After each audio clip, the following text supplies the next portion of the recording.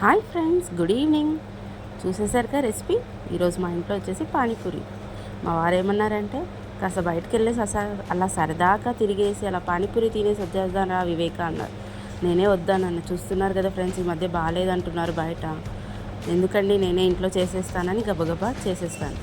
అలాగే మా పాప వచ్చే టైం కూడా అయింది కదా, అందుకని స్టార్ట్ చేశాను ప్రిపరేషన్. ఇంకా నేనైతే చూడండి, గోల్ గోల్గా భలే పొంగేశాయి కదా. మా వారు అదే అంటున్నారు, పానీపూరి బండి వాడి దగ్గర పానీపూరి కంటే నువ్వు చేసిన పానీపూరి బాగా పొంగుతుంది, క్రిస్పీగా కూడా ఉన్నట్టున్నాయి, గోల్ గోల్గా బాగా పొంగేసాయి, గోల్గప్పాలు నీవి అని అనేసారు పానీపూరి.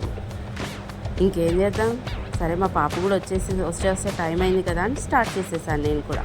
ఇందులోకి మనకి స్టఫ్ కూడా కావాలి కదా ఫ్రెండ్స్, అందుకని ఉల్లిపాయలు, పానీపూరి, సేవ్ పెట్టుకున్నాను, అలాగే ఉప్పు కారము, దాంట్లోకి సంబంధించిన మసాలా కర్రీ. కానీ ఇందులో ఒకటి లేదు, మిస్ అయిపోయింది. ఏంటో చెప్పండి అది. Yes, water. మా వారికి వాటర్ ఇష్టం ఉండదు, తనకి జస్ట్ పెరుగు రైతా లాగా కావాలి, అందుకని సో అలాగే చేసి ఇచ్చానమాట, దేశీ పూరి లాగా.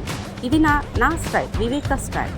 సో అలా చేసి మా వారికి ఇచ్చేసాను. తనకు వాటర్ ఇష్టం ఉండదు కాబట్టి పెరుగు పానీపూరి చేసి ఇచ్చేసాను. ఇవి చూస్తూ ఉంటే నాకు నోట్లో నీళ్ళు వచ్చేసాయి. ఇంకా అలా తీసేసి మా వారికి ఇచ్చేసాను ఇంకా తినడానికి. ఆయన తినేశారు చూడండి. తినేసిన తర్వాత బాగుంది వివేక, బాగా చేసావని చెప్పారు. లైక్ చేయండి ఫ్రెండ్స్, బెల్ బటన్ నొక్కండి. బాయ్. సైనింగ్ ఆఫ్ మీ వివేక.